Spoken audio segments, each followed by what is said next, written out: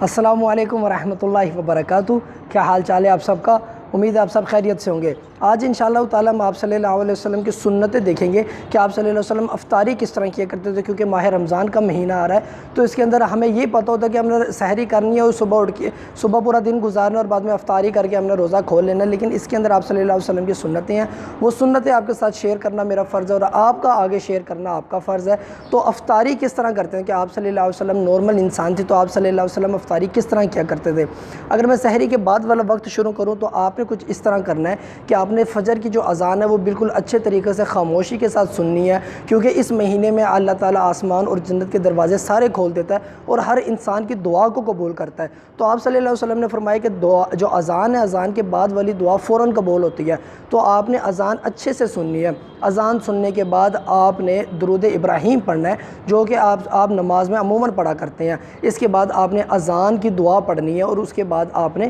اپنی دعا مانگنی ہے اور انشاءاللہ وہ دعا آپ کے نبی کی بقول قبول ہوگی۔ اس کے بعد آپ نے 2 رکعت نماز سنت پڑھنی ہے اور آپ صلی اللہ علیہ وسلم نے ان 2 رکعت سنت کے متعلق فرمایا کہ جو کچھ اس دنیا میں ہے یہ ان ہر چیز سے افضل ہے، ہر چیز سے زیادہ قیمتی ہے۔ جو یہ دنیا کی قیمت ہے اور جو کچھ اس دنیا کے اندر ہے ان سب کی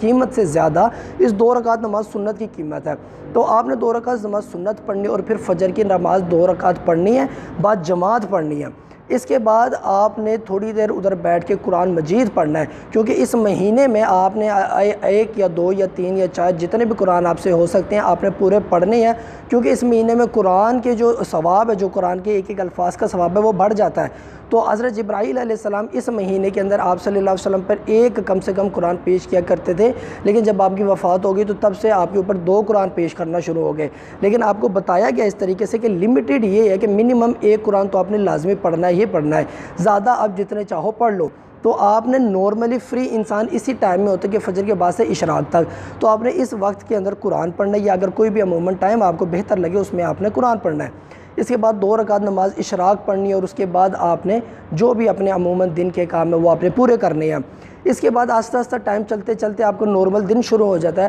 اور اس دن کے اندر آپ کو ایسے بے شمار لوگ ملیں گے جن لوگوں نے روزہ نہیں رکھا ہوتا، اور آپ نے ان کو پہلی بات تو آپ نے تبلیغ کرنی ہے کہ وہ روزہ کیوں نہیں رکھتے، ان کو احکامات کے بارے میں بتانا ہے، اور اس کے بعد ان کے ساتھ اپنے معاملات جاری رکھنے ہیں۔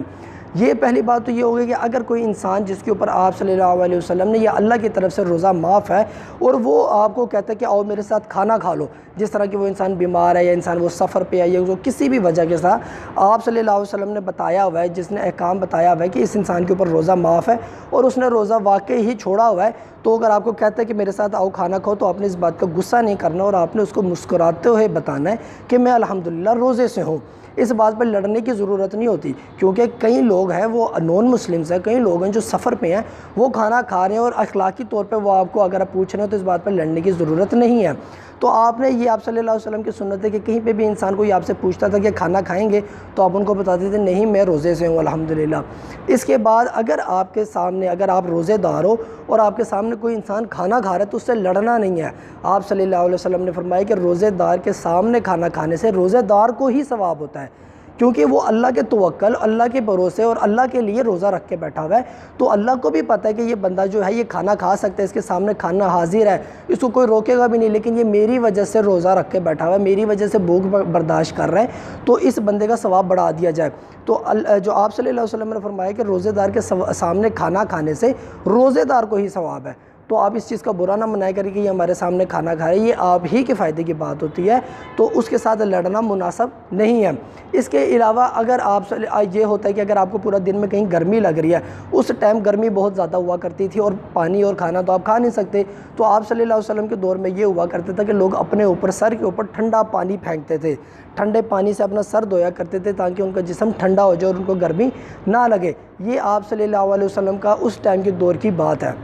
کیونکہ اصل میں روزے کا مطلب کیا ہے؟ آپ صلی اللہ علیہ وسلم نے فرمایا کہ روزے کا مطلب یہ نہیں کہ تم پورا دن کھاؤ اور پیو ہی نہ، اس کو روزہ نہ کہو، روزے کا مطلب یہ نہیں ہے۔ روزے کا مطلب یہ کہ تم برے کاموں سے بچ کے رہو اور اچھے کاموں کی طرف جاؤ۔ برے کاموں سے بچو۔ اب برے کام کس طرح بچے جا سکتے ہیں؟ آپ بتائیں کہ آپ کو گرمی کس طرح لگتی ہے؟ انسان کا گلا خشک کب ہوتا ہے؟ انسان کا گلا خشک تب ہوتا ہے جب وہ بہت زیادہ باتیں کرے، بہت زیادہ بولے۔ تو یہ اس چیز سے آپ صلی اللہ علیہ وسلم نے منع فرمایا کہ جس نے اپنی زبان پہ قابو رکھا اس نے جنت پا لی یا اس نے فلاح پا لی۔ تو آپ نے اس مہینے کے اندر جو ایک وہ گناہ ہیں جو ظاہر ہے، ایک وہ گناہ ہیں جو چھپے ہوئے ہیں، آپ نے ان دونوں قسم کے گناہوں سے بچ کر رہنا ہے۔ آپ نے گانے نہیں سننے، آپ نے زیادہ باتیں نہیں کرنی، آپ نے زیادہ ہنسی مذاق نہیں کرنا، آپ نے گالی گلوچ نہیں کرنا، جھوٹ دھوکہ کچھ بھی نہیں دینا، تاکہ آپ کا روزہ بچا رہے، کیونکہ بھوکا اور پیاسا رہنا ہی روزہ نہیں ہے۔ اصل روزہ یہ ہے کہ آپ گناہوں سے بچے رہو اور نیکی کے قریب رہو۔ تو آپ نے اس مہینے کے اندر ہر قسم کا چھوٹا چھوٹا اور بڑا بڑا گناہ چھوڑ دینا ہے، اور آپ نے زیادہ سے زیادہ نیکیاں، قرآن تلاوت، تسبیحات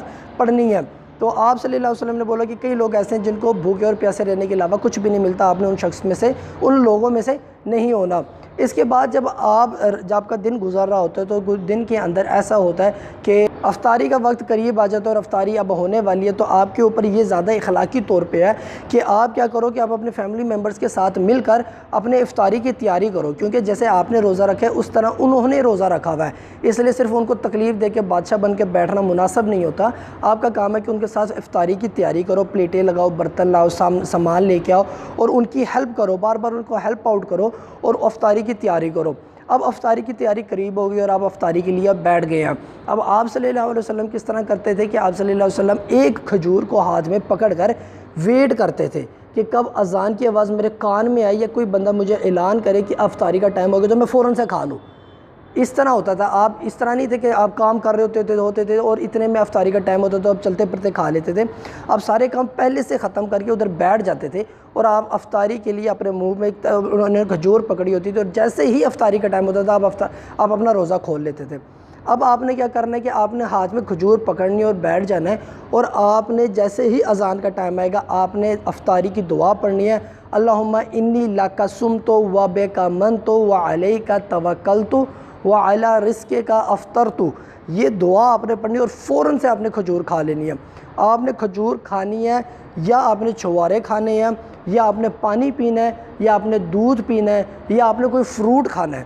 آپ نے کوئی بھی ایسی چیز کھانی ہے جو نیچرلی بنی ہوئی ہے، نیچرلی اللہ نے اس کو ڈائریکٹلی بنایا ہوا ہے، اس کے اندر کوئی انسان ملوث نہیں ہے۔ اگر آپ میری بات سمجھیں، جس طرح کہ آپ نے کھانے کے ساتھ روزہ نہیں کھولنا، آپ نے آگ پہ پکی ہوئی چیز سے روزہ نہیں کھولنا، آپ نے کوئی بھی ایسی چیز سے روزہ نہیں کھولنا کہ جس کے اندر انسان انوالو ہے۔ آپ صلی اللہ علیہ وسلم کھجور کے ساتھ روزہ کھولا کرتے تھے، 3 کھجوریں، 5 کھجوریں، 7 کھجوریں، 9 کھجوریں، جو اوڈ نمبر کے اندر چیزیں آپ کھایا کرتے تھے۔ اس کے بعد چھوارے کے ساتھ آپ روزہ کھولا کرتے تھے۔ یہ دونوں چیزیں نہ ہوتی تھی تو پانی کے ساتھ کھولا کرتے تھے یا دودھ کے ساتھ کھولا کرتے تھے۔ تو آپ نے اسی طرح یہ جو ہے دعا پڑھنی اور دعا کے بعد اس طریقے سے آپ نے اپنا روزہ کھولنا ہے اور پھر آپ نے نماز پڑھنے کے لیے جانا ہے۔ یہ آپ صلی اللہ علیہ وسلم کا طریقہ تھا۔ آپ نے فرمایا کہ جو رمضان کی افطاری ہے نا، افطاری اور سحری ایسا کھانا ہے جس کے اوپر اللہ تعالیٰ نے کوئی حساب نہیں رکھا۔ انسان نے دنیا میں ہر ایک چھوٹی سے چھوٹی اور بڑی سے بڑی چیز کا، نعمت کا حساب دینا ہے، لیکن افطاری اور سحری کے کھانے کے اوپر آپ صلی اللہ علیہ وسلم نے فرمایا کہ کوئی حساب نہیں ہے۔ اگر میں آپ کو بولوں کہ اس پیسے میں سے آپ جتنے بھی پیسے پڑے ان میں سے کچھ پیسے لے لو اور اس کا حساب دینا مجھے، تو آپ سوچو گے کہ یار میں کم سے کم پیسہ لوں کیونکہ کم سے کم حساب دینا پڑے۔ اگر میں آپ کو بولوں یہ پیسے میرے سے لے لو لیکن جتنے بھی لوگ ہیں اس کا میں آپ سے حساب نہیں لوں گا، تو آپ کی کوشش ہوگی کہ میں زیادہ سے زیادہ پیسہ اٹھا لوں کیونکہ میں نے تو حساب دینا نہیں۔ تو آپ سحری میں بھی آپ کو کھلی چھوٹ ہے کہ آپ کھلا کھانا کھاؤ اور آپ کو افطاری میں بھی کھلی چھوٹ ہے کہ آپ کھلا کھانا کھاؤ، لیکن یہ ہے کہ کسی طریقے کے ساتھ کھاؤ۔ جب آپ کو کہہ دیا گیا کہ اس کا حساب نہیں ہے تو آپ جس طرح مرضی چاہو آپ کھانا کھا سکتے ہو۔ افطاری کے متعلق آپ صلی اللہ علیہ وسلم نے یہ فرمایا کہ جتنی جلدی میری امت افطاری کرے گی اتنا ہی زیادہ یہ بھلائی کے قریب رہے گی۔ آپ صلی اللہ علیہ وسلم نے فرمایا کہ اللہ تعالیٰ کا محبوب شخص وہ ہے جو افطاری جلدی کرے، افطاری کو لیٹ نہ کرے، افطاری کو جلدی جلدی کرے۔ اس میں یہ ہے کہ اگر آپ نے پورے دن کے اندر کبھی بھی غلطی سے کوئی چیز کھا لی ہے یا غلطی سے کوئی چیز پی لی ہے تو اس سے آپ کو معافی ہے۔ ایک وقت آیا کہ ایک آدمی آپ صلی اللہ علیہ وسلم کے پاس آ کے اپنا یہ مسئلہ بیان کیا تو آپ نے فرمایا کہ تجھے اللہ نے کھلایا اور پلایا ہے، اس چیز سے ٹینشن نہ لے، تجھے اللہ نے کھلا دیا پلا دیا، ٹھیک ہے تو روزے میں تھا، تو نے غلطی سے پی لیا لیکن ابھی بھی تیرا روزہ برقرار ہے۔ لیکن اگر آپ غلطی اس کی بجائے جان بوجھ کے کھاتے تو اس سے آپ کا روزہ ٹوٹ جائے گا۔ افطاری ٹائم سے پہلے کر لو گے تب بھی آپ کا روزہ ٹوٹ جائے گا اور آپ کو دوبارہ روزہ رکھنا پڑے گا۔ اور آپ صلی اللہ علیہ وسلم نے فرمایا کہ اگر ایک انسان رمضان کا ایک روزہ چھوڑ دے، جس کا مفہوم وہ میں کہ ایک روزہ چھوڑ دے، اس کے بعد ساری زندگی روزے رکھتے رہے اور ایک دن بریک نہ لے، تب بھی اس ساری زندگی کے روزے کے ثواب اس رمضان کے ایک روزے کے ثواب کے برابر نہیں ہو سکتا۔ تو سبحان اللہ، ایک روزے کا اتنا ثواب ہے تو آپ نے اس روزے کو چھوڑنا نہیں۔ تو یہ تھی آپ صلی اللہ علیہ وسلم کی افطاری کی سنت کہ آپ صلی اللہ علیہ وسلم افطاری کس طرح کیا کرتے تھے اور وہ دن کس طرح گزارا کرتے تھے۔ تو اللہ آپ کو اور مجھے اس پہ عمل کرنے کی توفیق عطا فرمائے۔ جزاکم اللہ خیر۔ السلام علیکم ورحمۃ اللہ وبرکاتہ۔